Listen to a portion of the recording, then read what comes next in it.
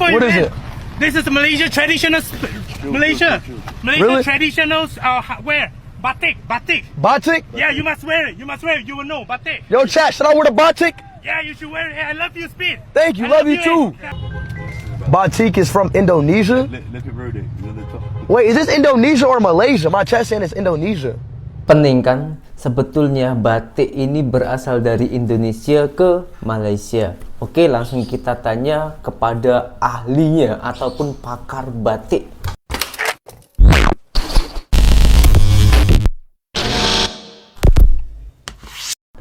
Hai, halo geng, assalamualaikum warahmatullahi wabarakatuh. Berjumpa kembali dengan saya Zainal Story. Sebelum video ini saya mulai, gimana kabarnya kalian semua? Semoga semua yang menonton video ini baik-baik saja, dimurahkan rezekinya, selalu berpikiran yang positif dan dijauhkan dari mara bahaya oleh Tuhan yang Maha Esa. Ini lagi gila-gilanya, geng. Lagi viral-viralnya. Ada salah satu seorang YouTuber yang dari Amerika, geng. YouTuber dari Amerika yang bernama Speed itu berkunjung ke negara Asia, seluruh Asia.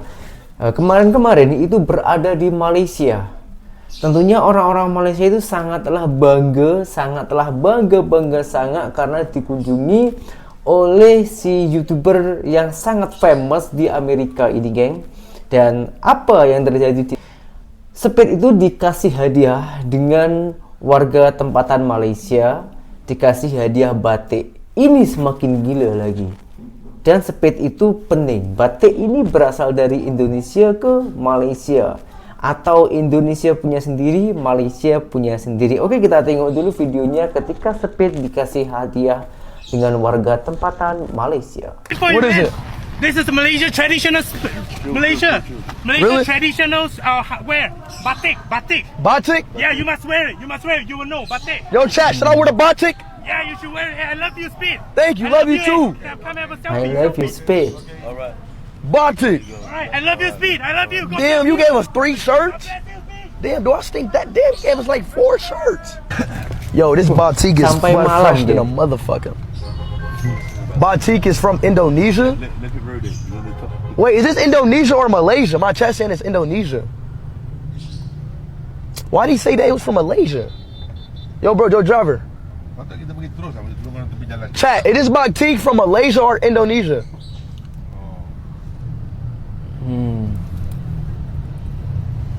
Where's this from? Did he say it was from Indonesia or Malaysia?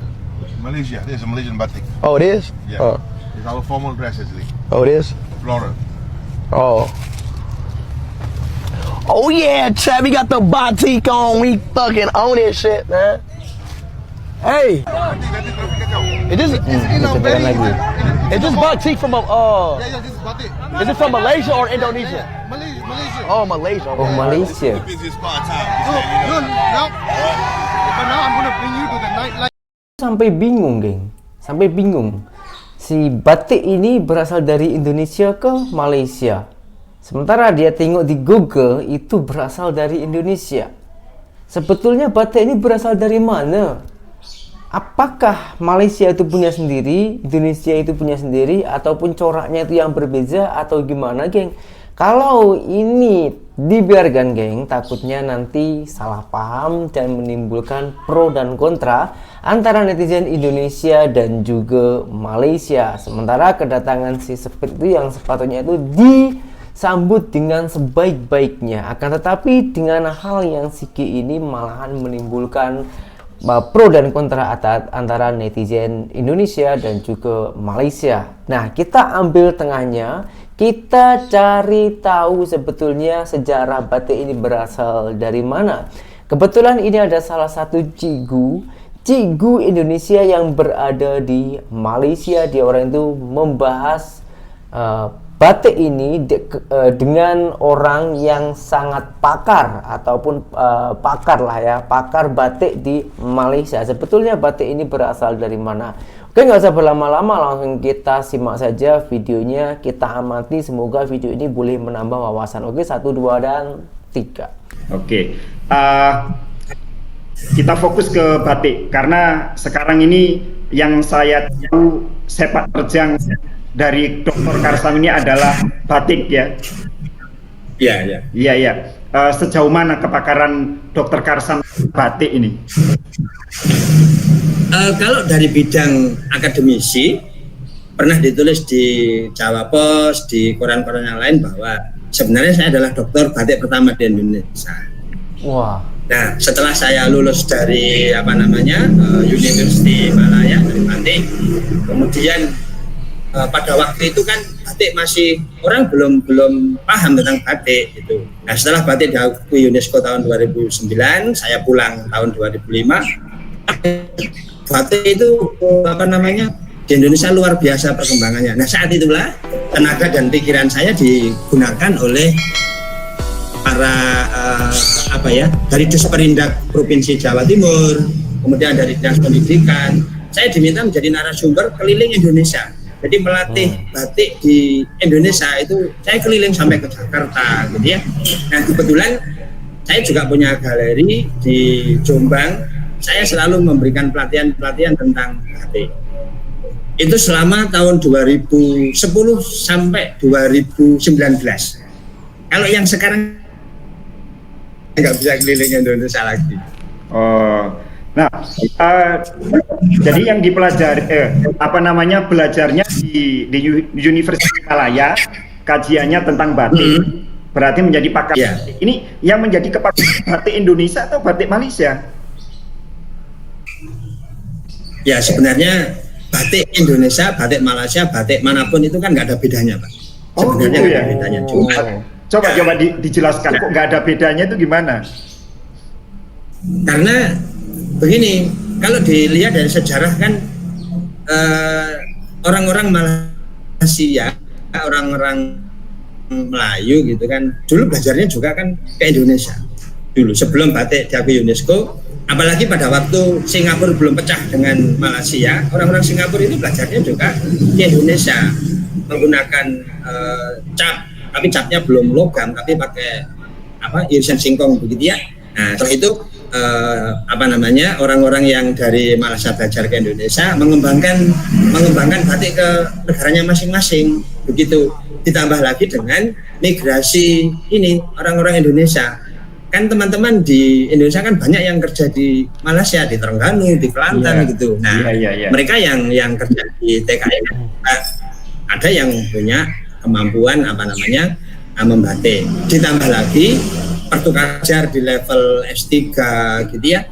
Saya punya teman dari IKIP Jakarta, Pak Subandi, itu didanai betul oleh Malaysia dari Yayasan Budi Penyayang. Yayasan Budi Penyayang. Beliau khusus batik tulis ya. Ya, yang dinaungi oleh Datin Endun ya, Sri Endun, istrinya Ahmad Badawi pada waktu itu. Yeah. Nah, itu batik yang dikembangkan Pak Ahmad Badawi, Pak Subandi, ya otomatis mempengaruhi batik secara keseluruhan. Kemudian 100 hari Bapak Ahmad Badawi itu menjabat sebagai Perdana Menteri, Datuk Sri Badawi itu menjabat Perdana Menteri, beliau ada seminar-seminar internasional, dibangunlah sebuah organisasi yang namanya KLIP, tukar pikiran, seluruh dunia tukar pikiran di Malaysia, namanya KLIP. Nah, kebetulan waktu itu saya adalah wakil Indonesia satu-satunya. Nah, dari tukar pikiran itu kan akhirnya batik berkembang di seluruh dunia, mau batik Amerika, mau batik India, semua prosesnya sama, pada dasarnya sama gitu. Nah, yang membedakan adalah motifnya yang membedakan. Jadi tapi yang lebih dalam lah. Cara ya, pembuatannya itu hampir semuanya sama. Ada batik cap, ada batik tulis gitu ya. Iya. Yang membedakan adalah sama semuanya. Oh, itu. Motifnya. Menurut pandangan Dr. Karsam, apa yang membedakan motif batik Malaysia dengan batik Indonesia itu? Pada waktu saya masih belajar di di Malaysia, secara umum batik Malaysia itu mirip Bali. Batik lukis itu. Yang mana itu? Kain batik secara keseluruhan batik Malaysia itu batiknya kan colet, dilukis begitu. Oh. Jadi kain dibentang, kemudian dicanting, warna dikuas warnanya. Pada waktu saya masih belajar di sana, nggak tahu sekarang. Batik Malaysia tidak mengenali tutup celup, nggak mengenali. Mereka lebih banyak ke tulis. Jadi tulis, dilukis begitu pakai kuas. Nah, motif-motifnya lebih ke motif tumbuhan. Karena Malaysia kan negara Islam. Mereka mengharamkan motif-motif yang sifatnya hewan. Oh, Jadi iya betul. Nggak boleh itu. Apalagi dipakai baju nggak boleh. Iya betul. Kalau motif Indonesia kan terserah begitu. Kemudian satu lagi, kalau motif batik Malaysia itu lebih nyata.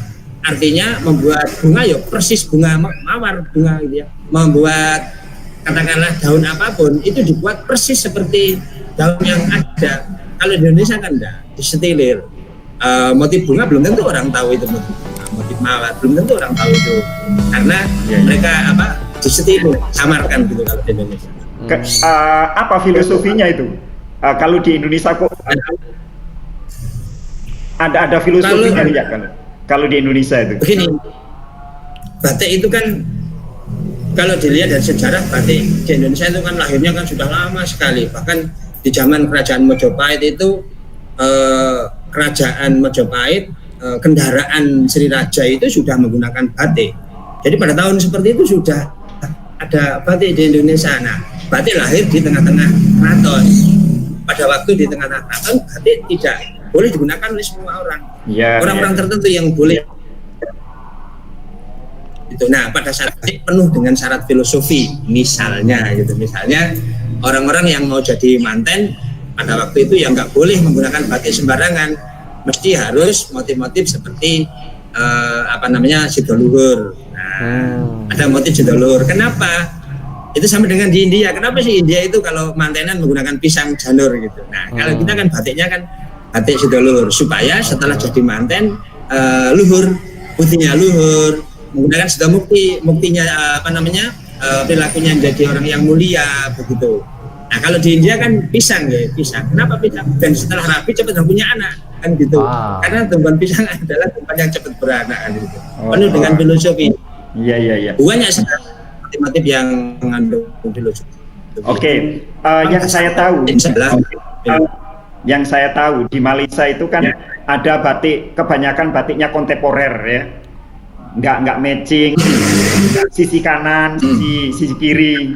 Nah, yang paling saya kenal di Malaysia itu ada namanya batik Terengganu yang sangat mirip dengan batik Indonesia. Apa betul itu? Nah, Terengganu sama Kelantan. Oh, Terengganu sama Kelantan ya. Karena kalau dilihat kedua daerah itu adalah daerah pesisir. Iya. Pak Ahmad percaya nggak bahwa di Kelantan itu ada Siwalan dan ada Toa? Persis dengan Tuban, bahwa batik di Kelantan itu hampir sama dengan batik di Tuban. Motifnya juga motif laut begitu. Ya memang betul. Jadi ada cakapan seperti itu. Cuma kalau batik yang sisi kanan dengan sisi kiri sama, justru itu sekarang sudah mulai dihindari oleh para desainer batik sekarang ini. Oh iya. Sekarang ini kalau dulu kan Iya. Nggak mau. Orang sekarang udah nggak mau lagi pakai yang gitu-gitu karena membosankan artis gitu. Justru sekarang eksplorasinya itu yang ditingkatkan. Iya. Terkesan formal ya kalau sisi kanan sisi kiri sama itu ya. Sementara kalau di Malaysia itu sejak dulu memang gitu. Iya kan, memang dia dibuat melukis, catnya itu kan jarang. Nah, untuk membuat bentuk simetris dari sebuah lukisan kan sulit. Menyamakan kanan kiri itu kan sulit. Iya. Gitu. Oke. Harus dihitung betul, nanti kalau dipakai baju nggak sama bagaimana. Sementara mereka menyantingnya tidak pakai ini, mereka tidak ditulis dulu, enggak. Setahu saya pada waktu saya mengadakan kajian di Kelantan, mereka otomatis melukisnya. Jadi kain putih langsung ada orang yang membawa lilin sama canting, langsung di surat begitu. Nah, itu nggak mungkin sama antara kanan dan kiri. Nah, kalau kita kan memang Iya. Oh. Tapi kan amalnya kalau di Indonesia ada di mal dulu ya, di logo dasarnya dulu ya. Malaysia nggak pakai itu. Pada di Malaysia jarang, boleh dikatakan enggak. Kalau di Indonesia awal-awalnya begitu, bahkan saya pun masih seperti itu. Masih saya saya mal karena menjagani nanti kalau di dalam pembuatan motif bajunya itu sama begitu. Tapi sebenarnya tidak kewajiban sih itu. Tidak harus sama kanan kiri. Iya. Oke. Jadi yang pada intinya itu macam ini, geng.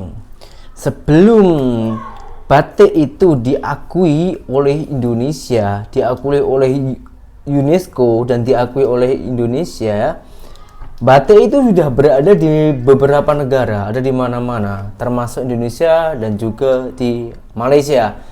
Yang pada intinya, kalau orang Indonesia itu mengatakan Malaysia klaim batik dari Indonesia, berarti tak tepat, geng. Karena itu semacam sebuah peninggalan nenek moyang di orang masing-masing. Tak boleh kita cakap klaim-klaim macam itu. Dan batik Indonesia dan Malaysia itu berbeda, sangat-sangat berbeda. Kalau di Malaysia, gambar-gambar batik itu lebih ke arah pepohonan. Macam mata uang Indonesia yang 50 ringgit itu ada gambar sawi. Dia orang itu memakai pepohonan karena sangatlah menghargai, dan katanya itu tak boleh memakai gambar-gambar binatang gitu. Kalau di Indonesia itu kebalikannya. Di Indonesia ini banyak yang memakai hewan, merak, lepas itu bunga-bunga. Kadang-kadang saya pun tengok batik di Indonesia ini tak tahu ini gambar apa, yang penting serupa dengan batik, ya udah itu batik macam itu. Jadi yang pada intinya ya, ini sudah sangat-sangatlah jelas. Yang pada intinya batik itu di Indonesia ada, di Malaysia ada, dan batik itu peninggalan nenek moyang. Jangan salah, tak payah cakap klaim Malaysia kah, klaim Indonesia lah, tak payah cakap lah. Lagian untungnya apa sih sebetulnya, ya kan? Kecuali kalau ada yang diuntungkan dan ada yang dirugikan, itu dipermasalahkan tak apa. Ini tak ada hal, geng. Hanya nama saja yang sama, wujudnya pun berbeza, dari corak gambarnya itu pun juga berbeza. Jadi insya Allah semuanya sudah paham ya. Dan semoga semua orang yang telah menengok video saya ini boleh menambah wawasan, dan berjumpa kembali di video saya yang selanjutnya. Saya Jarlan Story, seorang mantan TKI Malaysia. Salam TK sukses. Assalamualaikum warahmatullahi wabarakatuh. Bye bye.